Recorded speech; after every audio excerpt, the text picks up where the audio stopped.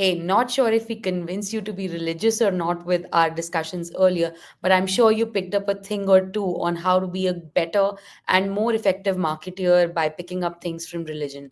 I mean, this topic was one that fascinated our group the most.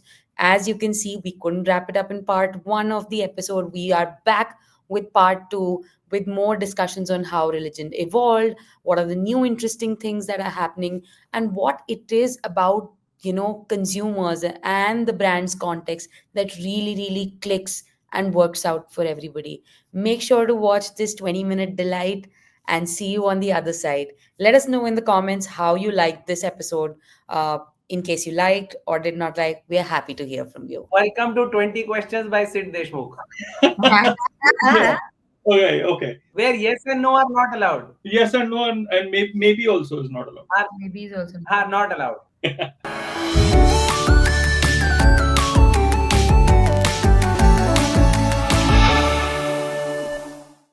I think that maybe because I've been living in the UK for a few years now, what I've noticed is that people go to church on Sunday.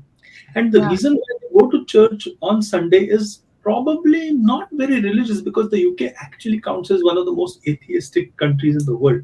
So what is really happening? And especially during Christmas time and all. So what I've noticed is that people want that physical connect, especially in a world which has gone increasingly digital. People want that physical connect, maybe have the mulled wine or whatever it is, and kind of congregate together and for some ostentatious purpose. So I don't know. Maybe there's a bit of context in what you're saying. I agree with you. Digital is not going anywhere, but somewhere the more we are going digital, I see religion perhaps informing us how to get into the physical context of a place. Just a thought. I mean, we can In draw. fact, the argument on church just reminded me.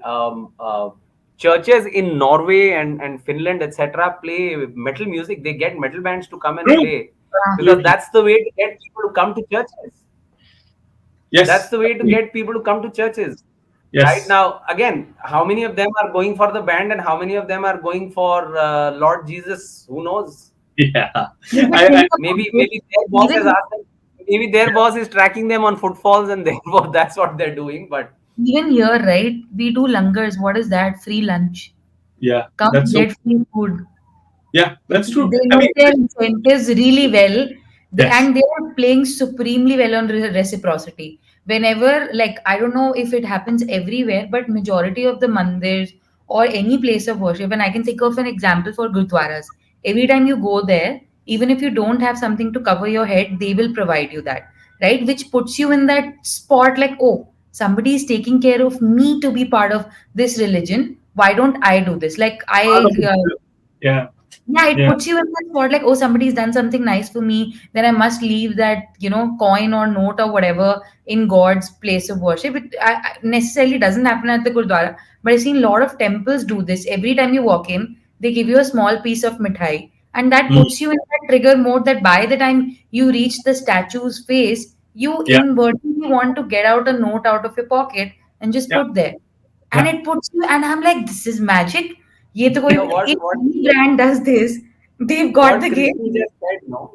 Yeah. What Krishni just said again, see, it brought back a couple of things. One, rituals, Ritual. right? You go into a gurdwara, your head has to be covered. End of Yeah, story, right? And you don't question it. You just cover your head. You don't cover your head when you go to a church. You don't take off your shoes when you go to a church. It's all No. rituals, Yeah. right? Um, It's so the interesting. other Yeah. point, the other point was community. Yeah.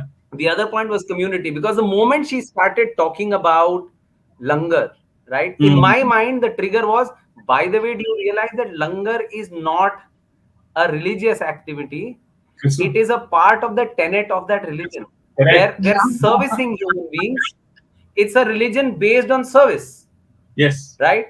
And Christianity and Islam are religions that are based on recruitment, Mm. Absolutely. right? Absolutely. Now, So I let me was let me simply just, let me standing just behind saying, "Hey, don't compare a langar to visiting church, huh?" And that's how we react, right? That's the community piece that comes in. yeah, let me just stop you and kind of probe a little more. I have this ticklish question in my head, which I wanted to get perspective from you. What I've noticed, not this is not true about the Hindu religion. but certainly true about Islam, Jews, and Christianity, and to an extent Buddhism. It's a tragic story, right? It's essentially a story full of trial, suffering, redemption, this, that, and but it's essentially, there's a lot of pain involved. How does that inform marketing? How does that inform the ability for us to act? What can we learn from that? Because this story, whether it's tragic or it's stuck, yeah, Hmm. yeah, there must be something to it. I don't know.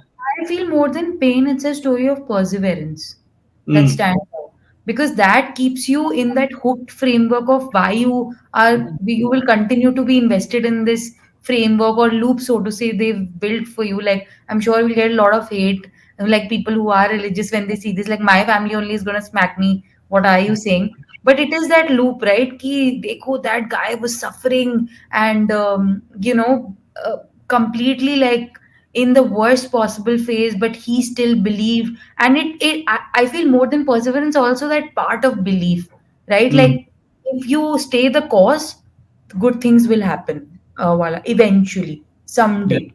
And yeah, even if they don't, people will remember you, and you will be like a legacy that contributes to the world in some sense, right? So yeah, I feel that hook, yeah, if any brand See, I could think, build that, that'll be yeah, like wow. yeah. It's a yeah. great point. See, every religion, the one, if there was one word that would be true to every religion in the world, the answer is faith. Mm, Yeah. mm, And all of these stories, you call it perseverance. The perseverance, the see, I'm saying go back to the fundamental marketing rule, right? yeah. You have to have you have to have a reason to believe Mm, for you to fall in love with the brand. mm, These stories and these stories of faith or stories of perseverance are reasons to believe. mm, Yeah. mm, Obviously, the second thing that these do, the second thing that these do, and these are very important, is driving deep emotion. yeah. If you're indifferent to something, you don't. If you're indifferent to a brand, you don't make that brand choice. Mm, Marmite has been in the industry for 30 years selling the same story. You either yes, love it or you hate it. correct. The Marmite As gene as project. as great, Yeah, yeah. right? So unless and until you drive a deep emotional reaction, Mm, yeah, uh, it will not kind of work with people. Now those stories could come from stories of suffering, yeah. and as I was saying earlier, stories are all vessels. They're carrying messages, Mm, right? Now there could be stories of suffering, there could be stories of happiness. If you look at the Hindu mythological pieces, they also have their episodes of deep sorrow, sure, of course. right? I'm saying king having to send his son and the son's wife to the jungle Jungle. for 40 years Yeah, not is not a a good. story of sorrow. Yeah. The same happened in the other big mythology also, right? So And uh, technically, so even so Ramayana has a tragic ending, no? Yes, it does. It Like, does. people stop it at Diwali, but it is having a very, very tragic ending. That's so yeah. true. That's so true. So, No, okay. even Mahabharata has a very tragic ending, huh? It I, does I actually. stand corrected, by the way. The Hindu religion is equally tragic as every other religion. So And by the way, tragedy, yeah, tragedy by the way, makes anybody different. who's listening and getting triggered by us using hooked, and that's a pun because triggered and hooked. But the fact is that we are not against any religion, against any faith. Yeah, One of us is deeply religious, one of us is agnostic, one of us is, kind of partial in between. The idea is not to either trash religion or praise religion. The idea is to learn from religion and understand how exactly. it can inform marketing. I just want to make sure that everybody gets that. And before we get beyond this, I just wanted to understand. See, religion also kind of focuses on the subconscious, is what I'm realizing, because it's connecting to rituals and symbols. It's kind of Yeah, focusing on the subconscious. It's not very rational. Krishni, absolutely. you were saying something about langars Listen, and transactional and all of that, but it goes beyond that, right? There's an aspect that goes and connects to your subconscious from a No, branding but I perspective. feel that is not transactional, but like, Hmm. think of reciprocity, right? I remember there was this study done where somebody was trying to sell raffle tickets, and they'd Yeah. split the group into two parts. Hmm. One Hmm. group got free Coca-Cola, and then Hmm. they were sold the raffle tickets, and Hmm. the other group got nothing and was just sold the raffle tickets. Group A did 2x the sales of Group B because of Ah. reciprocity. Because subconsciously, when somebody does something nice for you, you feel like, oh, he's done something, so I must. Like, I'll give you an example from everyday life. If I am your neighbor and every day I come and give you a flower, on the 20th day, you will feel, yaar, Rose aati hai, bichari, I'll give Hmm. her something. It's Yeah. that, and that actually hits the subconscious more than transactionally putting it कि free lunch है, right? Yeah. It Yeah. puts the subconscious in a spot कि अरे नहीं नहीं मंदिर जा रहे हैं, ऐसे So, खाली हाथ थोड़ी जाएंगे. Like that saying has become true because like yeah. subconsciously those No, cues so were interesting. built. So interesting. That Yeah. brings me to one point that I was thinking about. I Yeah. feel like different brands have ways of doing this. Like somebody has a brand ambassador, all these celebrities that come in. Religion, I think, was the OG brand ambassador inventor because they've Hmm. had peace and the people who are part of the community who Yeah. ideal what the brand should profess in some Yeah. sense to the world. Like कि हमारा brand ऐसा दिखता है, ये उसका जीता जागता example है. Even though the main guy has probably passed away years ago, but this Yeah. guy is like an embodiment of that, and he's the most ideal person in the world. And yeah, so I feel like brand ambassadors is important to have, especially if you have like a virtual brand. Yeah. Like No, it's having something like that offline See, makes a lot of I come difference. from a very while that might be true. I come from a school of thought which says you don't need a brand ambassador till you're absolutely sure why you should mm. have them. There as many brands that you have which have brand ambassadors. There are also extremely successful brands that have never had brand ambassadors, Mm. right? And they've done exceedingly well. So yes, while religion was the original, so to speak, brand ambassador creator, and these brand ambassadors had their own unique Yeah. personalities, Yeah. right? But again, I come from a school of thought that says you have to be very, very sure of having a brand ambassador because otherwise you just might end up spending a lot of money. Mm. And that works for influencers also today, right? Mm. There are brands where work with influencers has just not worked because consumers are smart. Yeah? They get the fact कि मतलब ठीक है, this guy will dance for Anyway, this guy will dance for him and will dance for her Yeah. wherever the cash is jingling. So people get that, right? Yeah. And people have always, and I think people have always been smart. But the bigger point which was being discussed is again brings back this whole subconscious piece that we're talking of is Mm. deep emotional connect, Mm. that Yeah. resonance. Yeah. See, I, I read it somewhere or whatever, maybe I wrote it, no, I didn't write it for sure, but I read it somewhere that the the task for a brand is this journey from relevance to resonance, Beautiful. Yeah. right? And Yeah. resonance will happen rationally. Resonance will always happen emotionally because we are fundamentally emotional people, right? Antonio Damasio said we are not thinking machines that feel, we are feeling machines that think, Absolutely. Well said. Again, right? to you We and to Antonio. we react emotionally and we justify rationally. Yes. Agree. That's always Wonderful. that's how we behave. Yeah. So, what have we not discussed about religion, or are we in a situation wherein we can actually look at, because of this discussion, what are the insights that we are getting that a brand manager can use, or what are the insights that I'll we are tell you able to? one more point. I'll tell you Bullies. one more point. After that, insights. Okay. Consistency. Ah, Consistency, which is again very true for a brand. Doing that's the so. same thing in the same way over and over and over again,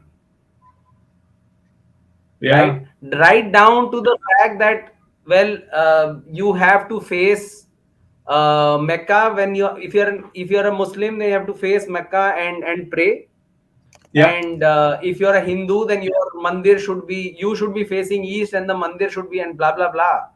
Part of ritual also, but consistency, That's because so true. consistency reinforces whatever you are trying to create for your brand, right? Yeah. And if you see again in the world of marketing, the brands that have done really well over a period of time have also been deeply consistent, Hmm.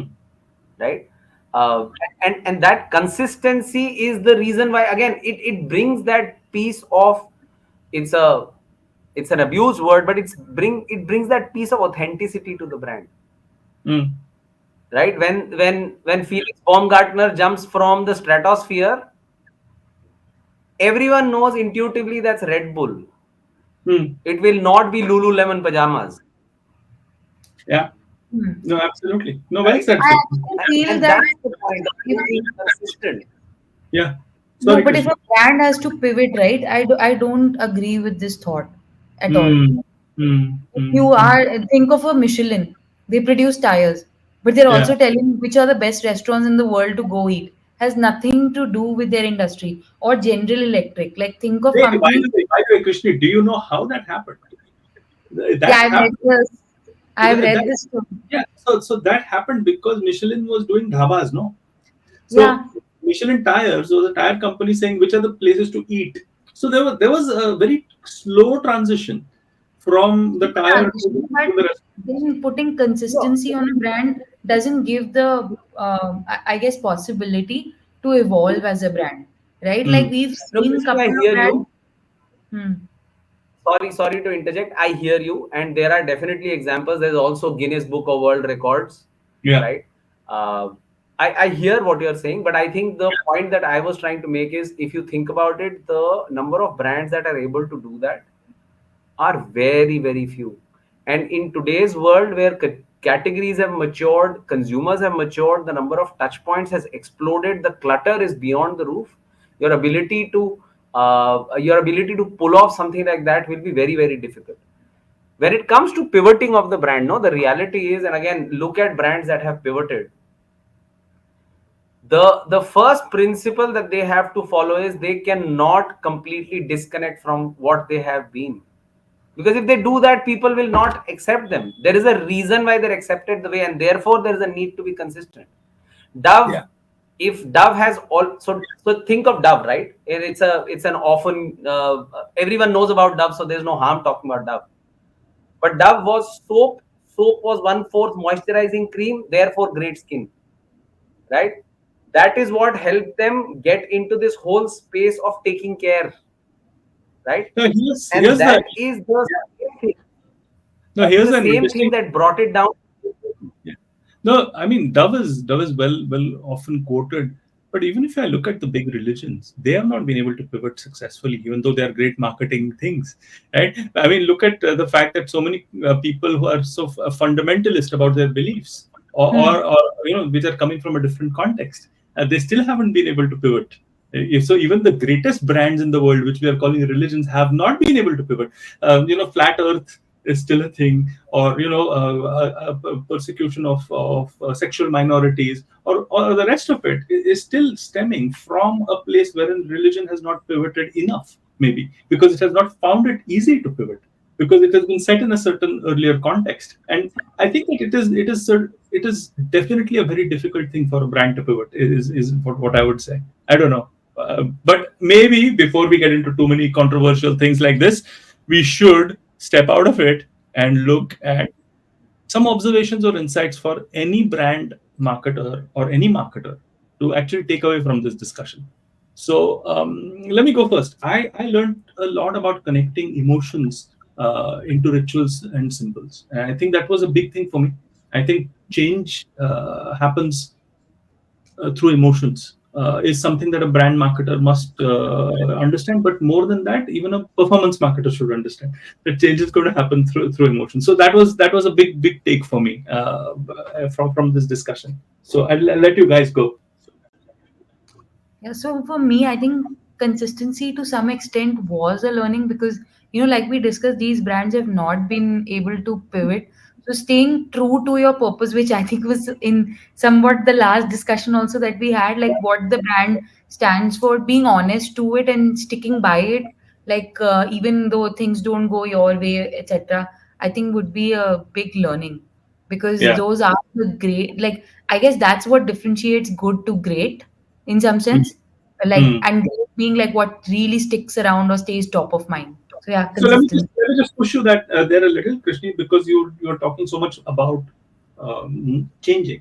And now Yeah. you're saying consistency. So where do you stand right now after this discussion? Do you stand for change So or I for think like consistency? there is a possibility of good brands wanting to evolve, Hmm. uh, where pivot happens. But when Yeah. it comes to like great companies, like if we look at a trajectory of let's say 100 years, religion Hmm. is one brand that has stood the test of time, and it's True. worked on the principle of consistency. Maybe the So true. examples I was coming from were like 30, 40-year old, but here I am competing with religion that's probably like 500,000 years old and still sticking by, right? Like Ramayana is known to have happened, I don't know how many centuries ago, and we Yeah. still like people are still looking for Ram Setu. So that Yeah. goes to tell you like if you have to build a great brand, I think the story arc needs to be very, very consistent, Yeah. so it can stand the test of time. Yeah. Yeah. Well, thank you. That was a nuanced answer. Wonderful, Krishni. And how about you, Swapnil? No, so I think for me, honestly, the piece of I think you've mentioned the big points. A brand needs to connect very deeply emotionally because rational decisions don't work, and a Hmm. good way to do that is to package them very well in storytelling. Hmm. Yeah. On that whole point of performance marketing, as you were saying, Sid, I have always believed that it's not an or discussion, it's an and discussion, And Exactly. discussion. Yeah. right? Yeah. If you think of a consumer funnel, honestly, there is one job that needs to be done to fill funnel at the top, and Absolutely. then there is a second job to actually efficiently convert this funnel. Absolutely. You can't do Absolutely. just one and not do the other, right? Yes. The second piece is the ability to create rituals and symbols that remind people, Hmm. right? And these rituals and symbols can be as simple as the Nokia ringtone. Yeah. Hmm. It Good. could Good. ring anywhere, you knew it was a Nokia ringtone, Yeah. right? We've talked of all of these rituals like Oreo and alcohol and symbols like the Burberry's check print is unmissable, Hmm. right? So again, the ability to bring that, and then the last one is I sincerely believe consistency. Yeah. Evolution, Krishni, and I'm saying just to kind of connect the dots with the previous piece, brand evolution is critical because consumers keep on changing, Hmm. Exactly. Hmm. right? So you need to kind of going back and saying, am I still relevant and am I Yeah. still resonating? So that Yeah. evolution is important, but the bigger point is that you cannot just drop something and say, hey, from tomorrow onwards this is not what I'm going to be. So Hmm. that's the difference. You're pivoting to say I'll become Hmm. contemporary with the audience is very different from saying I will not deliver this benefit. Yeah, and Hmm. let me give a very controversial example. So your But I'm metal saying, example stands for this, right? Like using metal music in churches is a way to be relevant or resonate Yes. with a certain yeah, group. But end of Absolutely. the day, message आप church में यही दे रहे हो that be good, be Yeah. loyal, be humble, which is what the see, brand stands for. Yeah. and as I was saying, let me give that controversial example. Contemporization of the brand Fair and Lovely, right? Hmm. Without any judgment on good, bad, ugly, but Fair and Lovely was about you will not find a husband for yourself in late Also, 90s, early 2000s. To fairer complexion gives you the confidence to do, and therefore the girl was getting herself the job of her choice and whatever she wanted to do. So the confidence to make decisions. And now the brand is not called Fair and Lovely anymore. It's called Glow and Lovely for the last 3 years because they believe that fairness today is not the right expression to deliver the confidence that a lady wants. Now, I'm not getting into the merits of that discussion, but the whole We point is should do that. We will do the that. brand has that's a continued. separate episode. Sorry. We will do that. I said we will do that. Oh yeah. So the brand has continued to stay relevant with what the audience wants, right? And therefore, Fair and Lovely is now Glow and Lovely. Hmm. Yeah, because they understand the challenges of what is being delivered in an industry where, and I keep on saying this, in an industry where, as far as my limited knowledge goes, No other beauty brand in the world, apart from Dove, sorry, every brand apart from Dove in the beauty world has a fairness product. Interesting. Well, that is a discussion of another day. I Yeah, just had exactly. one more thought, which I think we all spoke about, but we shouldn't miss out, is the co-creation of a story through a community. I think that is Yeah, something that we missed Oh out, which yeah, is another addition, and that's an which important one. absolutely. yeah. So I think lots of lessons there.